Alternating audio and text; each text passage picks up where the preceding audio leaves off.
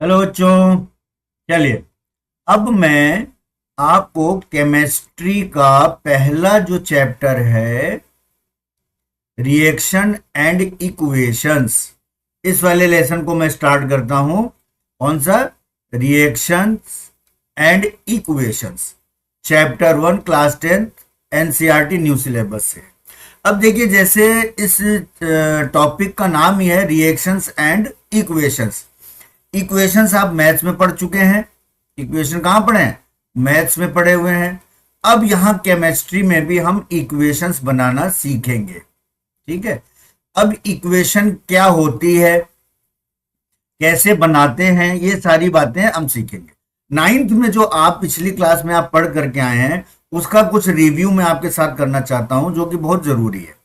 जैसे सबसे पहले तो आपको ये याद होना चाहिए कि कैटायंस और एनायंस क्या होते हैं। कैटायंस और एनायंस क्या होते हैं, इनका फॉर्मूला आपको जानना बहुत जरूरी है। कैटायंस क्या होते हैं?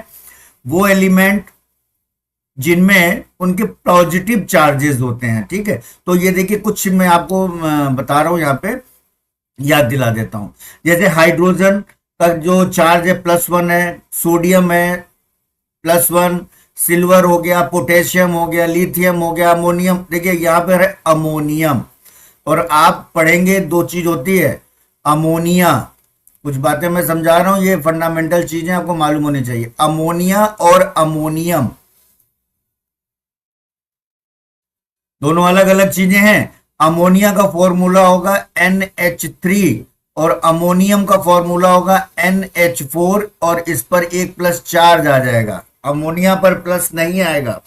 अब इसका मतलब क्या हो गया कि इससे एक हाइड्रोजन जब निकला, एक इलेक्ट्रॉन निकला, तो उस पर एक प्लस चार्ज हो गया और ये H4 हो गया। अब आप कहोगे साहब निकल भी रहा हो, बढ़ भी रहा है, तो इसमें यही होता है कि प्लस का मतलब होता है इलेक्ट्रॉन का रिमूवल, क्योंकि इलेक्ट्रॉन पर होता है माइनस चार्ज। तो जब माइनस चार्ज किसी एलिमेंट पर, मान लीजिए कोई एलिमेंट है, इसमें अगर माइनस चार्ज बढ़ता है तो क्या हो जाएगा? एक इलेक्ट्रॉन आया, और अगर एक इलेक्ट्रॉन जाता है तो उस पर जो कि प्लस चार्ज आता है। ठीक है, जब इलेक्ट्रॉन ये गेन करता है तो माइनस आता है। एक माइनस का मतलब एक इलेक्ट्रॉन गेन करना, दो माइनस का मतलब दो इलेक्ट्रॉन गेन करना, तीन माइनस का मतलब तीन इलेक्ट्रॉन गेन करना, और एक प्लस का मतलब एक इलेक्ट्रॉन लूज करना, दो प्लस का मतलब होता है दो इलेक्ट्रॉन लूज करना, और तीन का मतलब होता है तीन इलेक्ट्रॉन लूज करना। तो आ गया समझ में? तो जब लूज करता है तो प्लस, और जब गेन करता है तो माइनस। तो अब यहां पर जो कैटायंस और एनायंस की बात मैं कर रहा हूं, वो यही है। अब यहां पर कुछ याद करिए, जैसे बेरियम है, बेरियम पर देखिए दो प्लस है, इसका मतलब इसने दो इलेक्ट्रॉन लूज किया। कैल्शियम पर दो प्लस है, इसने दो इलेक्ट्रॉन लूज किया। फिर आ गया कॉपर पर, आ गया, इस पे दो इलेक्ट्रॉन लूज किया। मैग्नीशियम आ गया, जिंक आ गया, लेड आ गया, आयरन आ गया। आयरन के दो और तीन है। देखिए ये दो इलेक्ट्रॉन भी लूज कर सकता है और तीन इलेक्ट्रॉन भी लूज कर सकता है। दो इलेक्ट्रॉन जब लूज करता है तो आयरन का नाम हो जाता है अस, यानी इसको हम बोलेंगे फेरस। ठीक है, और जब तीन इलेक्ट्रॉन करेगा तो ये हो जाएगा फेरिक। तो अस और इक, यानी छोटी वैलेंसी पर अस लिखते हैं और बड़ी वैलेंसी पर इक लिखते हैं, IC इक। तो फेरिक और फेरस। इसी प्रकार कॉपर में भी होता है क्यूप्रस एंड क्यूप्रिक, दो और तीन, दो इलेक्ट्रॉन भी लूज कर सकता है।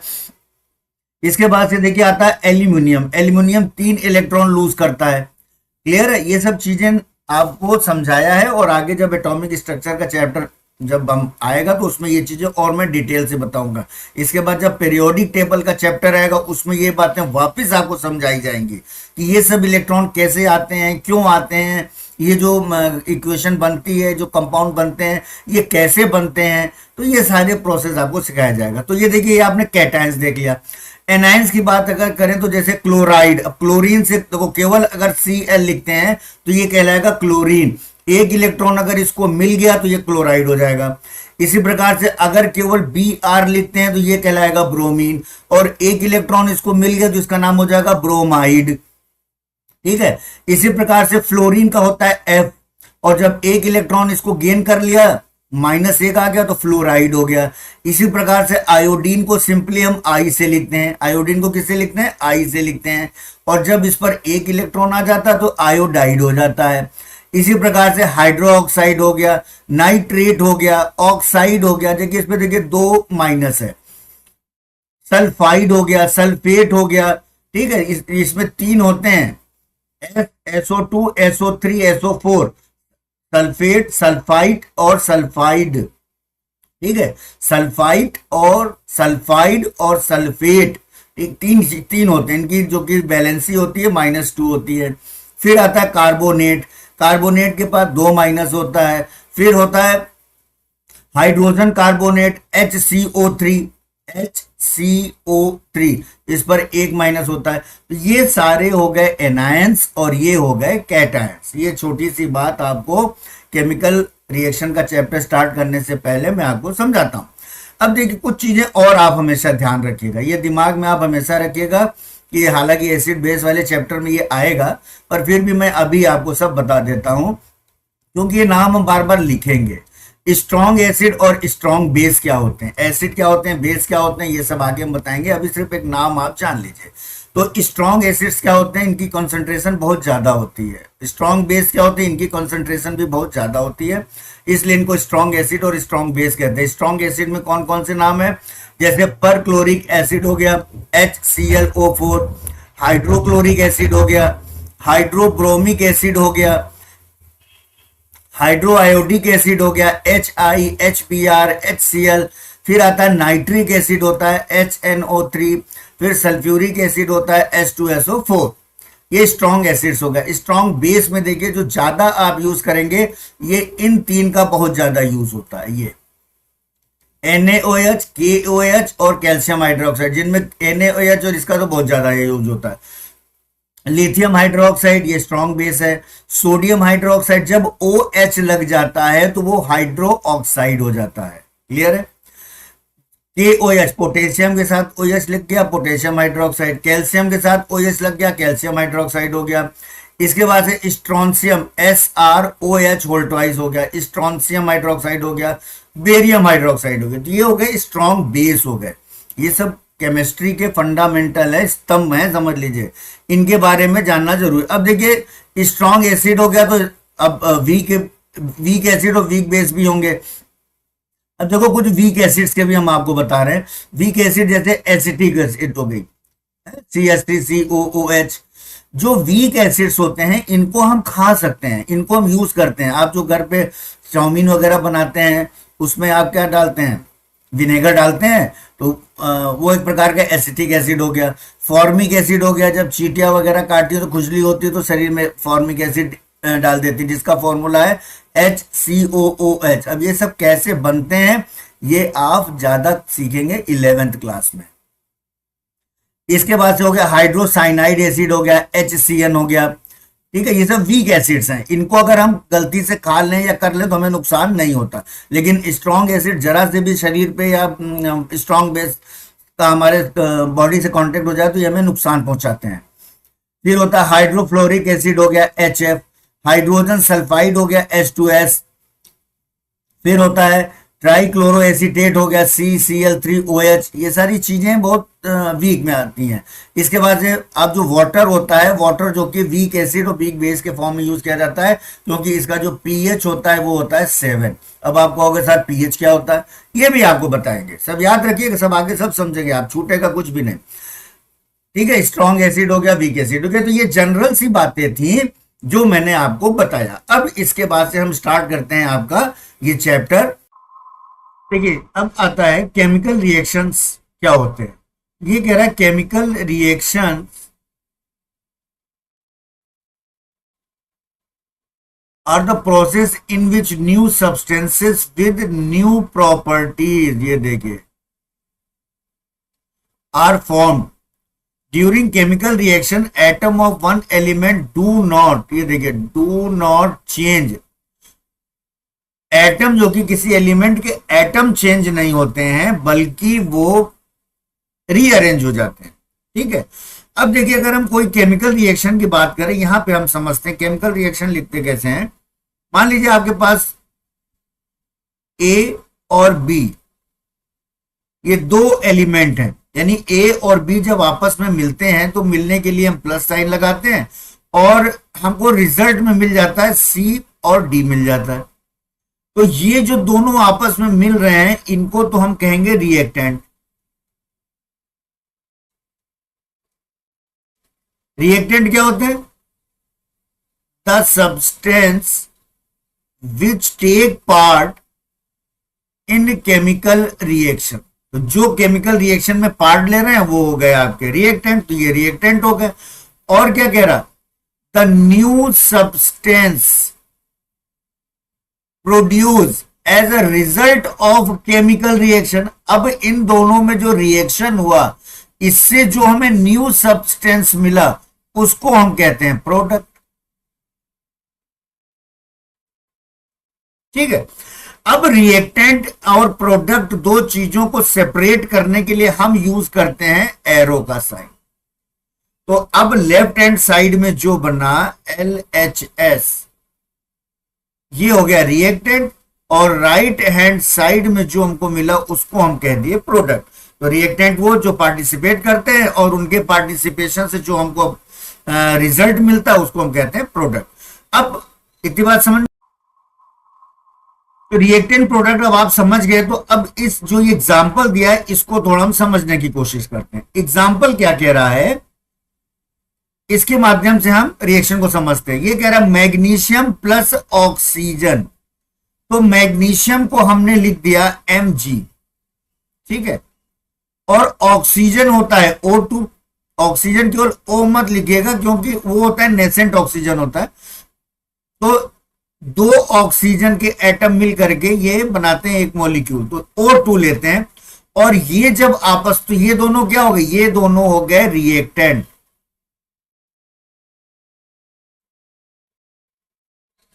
और इन दोनों के रिएक्शन से जो हमें रिजल्ट मिलेगा वो कह रहा है कि मैग्नीशियम ऑक्साइड इज प्रोड्यूस। तो मैग्नीशियम ऑक्साइड का फॉर्मूला होता है MgO।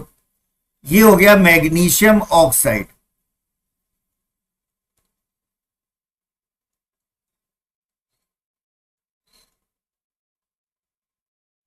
क्लियर हो गया? अब ये देखिए ये मिल गया मैग्नीशियम ऑक्साइड, तो ये हो गया रिएक्टेंट और ये हो गया प्रोडक्ट। अब इसमें देखिए एक बात मैं आपको थोड़ा समझा दूं, ये अनबैलेंस्ड केमिकल इक्वेशन है। कारण क्या है कि यहां पर देखो ऑक्सीजन है 2 और यहां पर है ऑक्सीजन 1। तो हम क्या करेंगे, इसको हम कर देंगे 2 मैग्नीशियम लेंगे और 2 ऑक्सीजन हो जाएगा और यहां पे लगा देंगे 2, तो ट्वाइस MgO। ये हो गई आपकी सही केमिकल रिएक्शन। आगे हम अभी बैलेंस करना सिखाएंगे। तो ये रिएक्शन आप जो कॉपी में नोट करेंगे वो इसके इस तरह से लिख लीजिएगा। तो ये हो गया रिएक्टेंट, ये हो गया प्रोडक्ट। कैरेक्टरिस्टिक्स क्या होता है? Characteristics of chemical reaction. तो कौन कौन सी कैरेक्टरिस्टिक्स होंगी? जब भी केमिकल रिएक्शन होगा तो हो सकता है कि उसमें इवोल्यूशन ऑफ गैस हो, गैस बाहर निकले। हो सकता है उसके रिएक्शन से प्रेसिपिटेट बन जाए। प्रेसिपिटेट क्या होता है? एक जैसे कर्ड होता है ना, कर्ड लाइक स्ट्रक्चर बन जाएगा लिक्विड के अंदर, थक्का टाइप का आपको दिखेगा, बिल्कुल अलग सा प्रतीत होगा, हैवी होता और नीचे बैठ जाता। तो ये हो गया प्रेसिपिटेट हो गया। या हो सकता है कलर चेंज हो जाए। क्या क्या कैरेक्टरिस्टिक्स हो सकते हैं केमिकल रिएक्शन के? हो सकता है टेम्परेचर चेंज हो जाए और हो सकता है इनकी स्टेट चेंज हो जाए। स्टेट का मतलब क्या होता है कि या तो सॉलिड हो या लिक्विड हो या गैस, ये 3 स्टेट होते हैं। तो हो सकता है सॉलिड लिक्विड में चेंज हो जाए, सॉलिड लिक्विड में चेंज हो जाए, लिक्विड गैस में चेंज हो जाए, या गैस लिक्विड में चेंज हो जाए, लिक्विड सॉलिड में चेंज हो जाए। तो कोई भी कैरेक्टरिस्टिक हो सकता है। तो सबसे पहले हम आते हैं, एग्जांपल लेते हैं इवोल्यूशन ऑफ गैस का। तो इवोल्यूशन ऑफ गैस की अगर हम बात करें, ये कह रहा है some chemical reactions are characterised by evolution of gas. अब गैस निकलती है तो उसका एक एग्जांपल देखिए हम यहाँ पे करते हैं। ये कह रहा है कि जिंक प्लस हाइड्रोजन सल्फेट, इसका ध्यान रखिएगा, zinc plus hydrogen sulphate gives zinc sulphate and hydrogen gas. अब ये देखिए केमिकल रिएक्शन के फॉर्म में इसको हम कैसे लिखेंगे। एग्जाम में इस तरह के क्वेश्चन आएंगे, शब्दों में स्टेटमेंट में लिखे होंगे, आपको रिएक्शन बनानी होगी और इसके बाद उसको बैलेंस भी करना होगा। तो चलिए हम आपको सब एक एक करके सिखाते हैं। अब जिंक का सिंबल क्या होता है? Zn। हाइड्रोजन सल्फेट क्या है? Sulphuric acid hydrogen sulphate H2SO4, जब ये मिलते हैं ये दोनों रिएक्टेंट हो गए, और गिब्स का मतलब एरो, जिंक सल्फेट बनाता है। अब यहां पर एक चीज ध्यान रखिएगा, जिंक सल्फेट कैसे बनेगा, तो आपको अगर हम इसकी बात याद दिला दें तो यहां पे जिंक की वैलेंसी देखिए कितनी, जिंक पर है आपके 2 चार्ज, ये कैटायंस एनायंस इसीलिए हमने लिया था, देखिए 2 है। और इधर सल्फेट पर आ जाइए, देखिए इस पर भी 2 माइनस है, तो 1 प्लस और 1 माइनस आपस में ये मिल जाएंगे। क्लियर हो रहा है?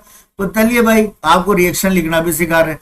तो यहां पर देखिए इस पर 2 प्लस है और इस पर है 2 माइनस, तो रिएक्शन कैसे कंप्लीट होगी, ये जिंक और ये सल्फेट ये प्लस और माइनस आपस में मिल जाएंगे और क्या बना देंगे, जिंक सल्फेट ZnSO4। इसका नाम क्या हो जाएगा, इसका नाम हो जाएगा जिंक सल्फेट। और अब क्या बचा, देखिए ये हाइड्रोजन बच गया, तो यहां पे नहीं रहेगा, ये गैस के रूप में बाहर निकलेगा। तो ये देखो इवोल्यूशन ऑफ गैस हो गया, क्या हो गया, ये इवोल्यूशन ऑफ गैस। क्लियर हो गया बच्चों? तो देखिए इस रिएक्शन को आप अपनी नोटबुक में लिख लीजिएगा, इस शब्द स्टेटमेंट और एग्जाम्पल, और इसको याद कर लीजिएगा, लिखने का तरीका भी आपको मैंने सिखा दिया। देखिए अब नेक्स्ट कैरेक्टरिस्टिक जो आती है वो कह रहा है कि फॉर्मेशन ऑफ प्रेसिपिटेट।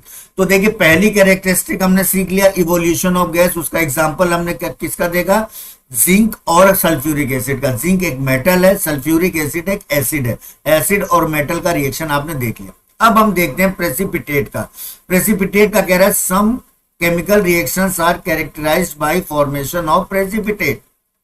तो इसका एग्जांपल, 2 एग्जांपल है, दोनों एग्जांपल को 1 बाय 1 करके हम देखते हैं और अपने नोटबुक में आप लिख लीजिएगा। पहला कह रहा है potassium iodide and lead nitrate. सबसे पहले तो आप पोटेशियम आयोडाइड का फॉर्मूला लिखना सीखिए, फिर लेड नाइट्रेट का फॉर्मूला लिखना सीखिए। फॉर्मूला लिखना सिखाते हैं, चलिए पहले फॉर्मूला लिखना सिखा देते हैं। पोटेशियम आयोडाइड, इसका फॉर्मूला लिखना है आपको, पोटेशियम आयोडाइड, सब 9th की चीज है लेकिन मैं आपको बता रहा हूं। पोटेशियम आयोडाइड में देखिए है K और आयोडीन का है I, आगे समझ में। तो इस पर होता है 1 प्लस, इस पर होता है 1 माइनस, ये दोनों आपस में मिल जाएंगे और ये बना देगा potassium iodide. Lead nitrate, lead nitrate की अगर हम बात करें, लेड नाइट्रेट, तो लेड का फॉर्मूला होता है Pb, नाइट्रेट का फॉर्मूला होता है NO3। क्लियर हो गया? अब यहां पर इसकी +1 इसकी -1, ये दोनों आपस में एक दूसरे से जुड़ जाएंगे और क्या बना देंगे, ये बना देंगे लेड नाइट्रेट PbNO3, और ये न्यूट्रल हो जाएंगे, एक दूसरे के जो चार्जेस हैं वो न्यूट्रल हो जाएंगे। तो अब यहां पर पोटेशियम आयोडाइड आपको मालूम पड़ गया,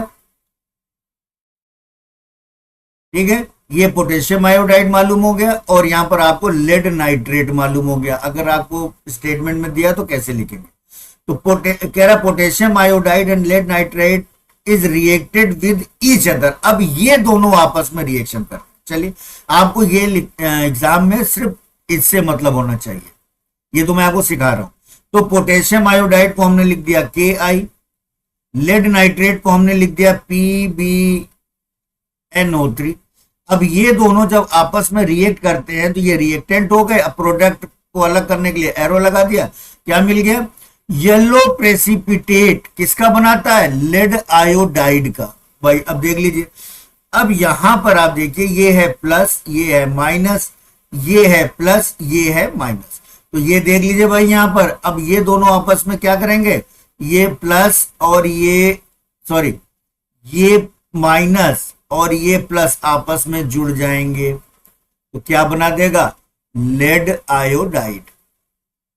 यही कह रहा है, yellow precipitate of lead iodide. तो ये प्रेसिपिटेट है येलो कलर का, तो यहां पे लिख देंगे, ये जो हो जाएगा, ये जो रिएक्शन आप टेस्ट ट्यूब में देखेंगे तो येलो प्रेसिपिटेट को शॉर्ट में PPT लिखते हैं, पूरा लिखने की जरूरत नहीं है, और एरो नीचे बना दिया तो ये प्रेसिपिटेट हो गया। अब क्या बचा भाई, अब आपका बचा पोटेशियम और ये नाइट्रेट। तो ये दोनों भाई भी कहेंगे भाई वो चला गया, चलो हम लोग दोस्ती कर लेते हैं। तो ये अब आपका हो जाएगा KNO3। ये हो गया पोटेशियम, पोटेशियम नाइट्रेट। क्या बन गया? Potassium nitrate. तो देखो लेड नाइट्रेट पोटेशियम नाइट्रेट बन गया, पोटेशियम आयोडाइड लेड आयोडाइड बन गया। तो इसमें देखो एक प्रॉपर्टी कहा था कि ये केवल रीअरेंज होते हैं। तो ये देखो इधर पोटेशियम इधर भी पोटेशियम, पहले इसको हम लिख देते हैं। ये हो गया पोटेशियम नाइट्रेट। क्लियर हो गया? अब देखिए ये जो एलिमेंट्स है, एटम्स हैं, ये चेंज नहीं हुए। इधर देखिए इधर पोटेशियम है इधर भी पोटेशियम है, समझ लीजिए। इधर आयोडीन है इधर भी आयोडीन है, इधर लेड है इधर भी लेड है, इधर नाइट्रेट है इधर भी नाइट्रेट है। ये एटम एक्सचेंज चेंज नहीं होते, केवल एक दूसरे से क्या करते हैं? रीअरेंज हो जाते हैं। तो यहां पे देखो पोटेशियम आयोडाइड था, अब यहां देखिए। अब हम देखते हैं अगला एग्जांपल क्या कह रहा है। इसको हम करते हैं प्रेसिपिटेट का, ठीक है, फॉर्मेशन ऑफ प्रेसिपिटेट। इसको देखिए हम समझते हैं। ये कह रहा है कि when sulphuric acid react with barium chloride. तो अब देखिए सल्फ्यूरिक एसिड का फॉर्मूला क्या होता है?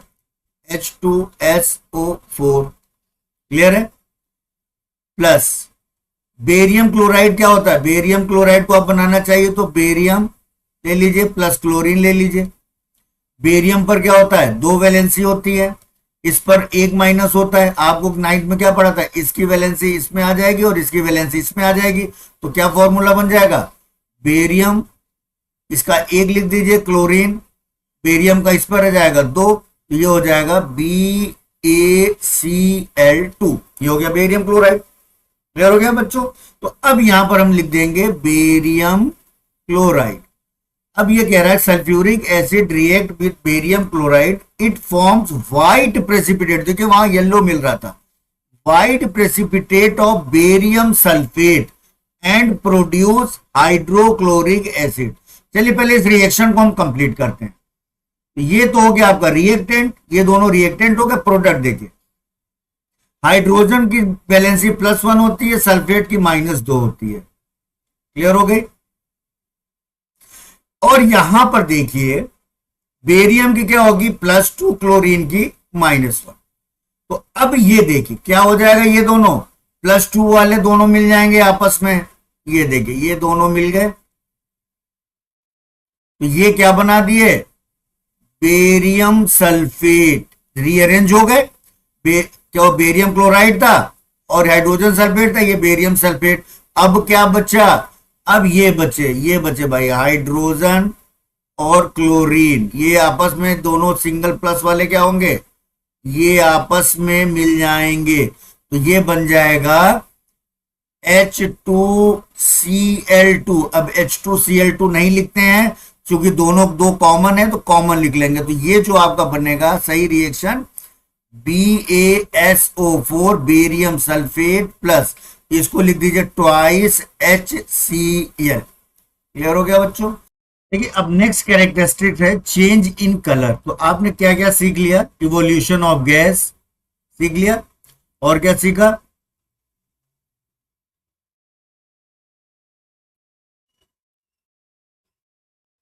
फॉर्मेशन ऑफ प्रेसिपिटेट आपने सीख लिया, इवोल्यूशन ऑफ गैस सीख लिया। देखिए इवोल्यूशन ऑफ गैस के बारे में जान लिया, इसके बाद फॉर्मेशन ऑफ प्रेसिपिटेट आपने सीख लिया, ठीक है।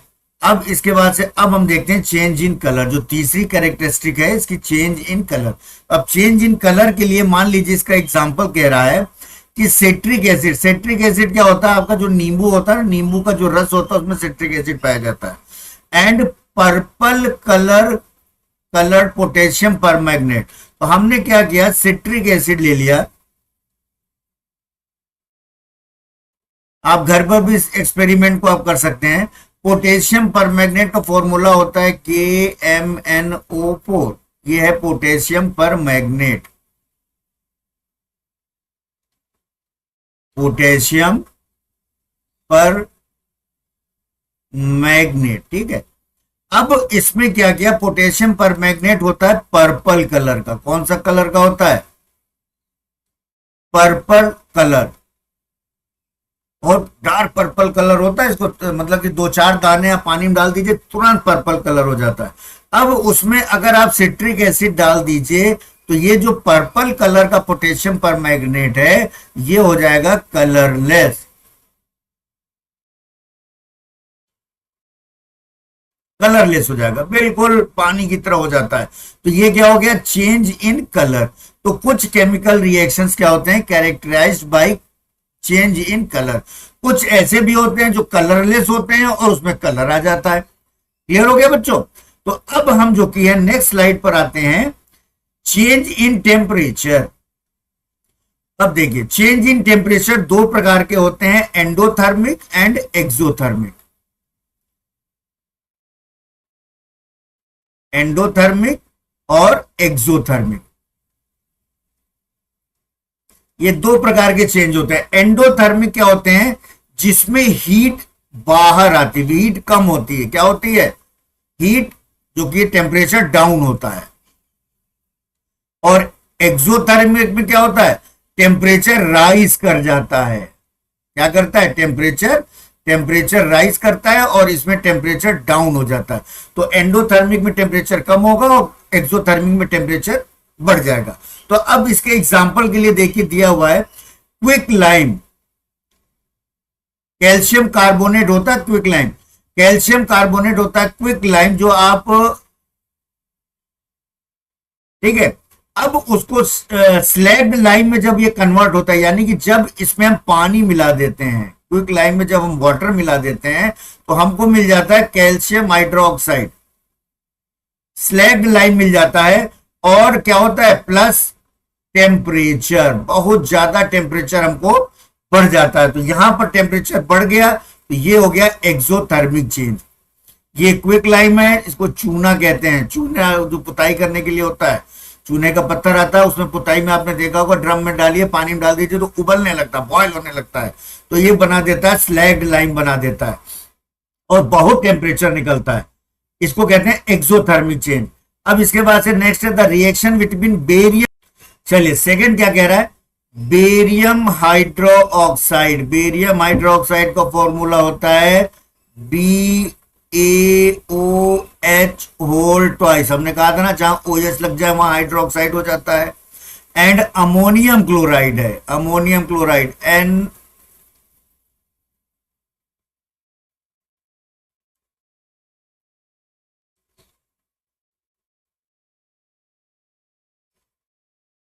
Ammonium NH4Cl, ammonium chloride to form barium chloride. क्या बना देता है, barium chloride, ammonia and water. तीन चीजें निकल रहा प्रोडक्ट में। पहला क्या निकल रहा है, बेरियम क्लोराइड। तो कहां से बेरियम क्लोराइड निकलेगा, देखिए ये प्लस और ये माइनस। तो पहले तो ये दोनों भाई आपस में मिल जाएंगे, ये बेरियम और ये क्लोरीन मिल गए। चलिए पहला प्रोडक्ट हमने लगा दिया बेरियम क्लोराइड, और ये किस कलर का होगा, कैरेक्टराइज्ड, अच्छा, इन टेम्परेचर, यहां टेम्परेचर डाउन हो जाएगा, यानी एंडोथर्मिक चेंज होगा, टेम्परेचर डाउन हो जाएगा। प्लस और क्या बना रहा, अमोनिया। अमोनिया देखिए यहां से एक हाइड्रोजन निकल गया, NH4 से ये हो गया NH3, ये हो गया अमोनिया। और ये जो एक H निकला वो इसके साथ जुड़ जाएगा, ठीक है, और क्या बना देगा, वाटर। भाई ये H, इसका एक H निकलेगा, H2O निकल जाएगा यहां से। तो ये आपका क्या हो गया, ये एंडोथर्मिक चेंज हो गया। क्या हो गया, ये एंडोथर्मिक रिएक्शन हो गया। क्यों भाई हो गया।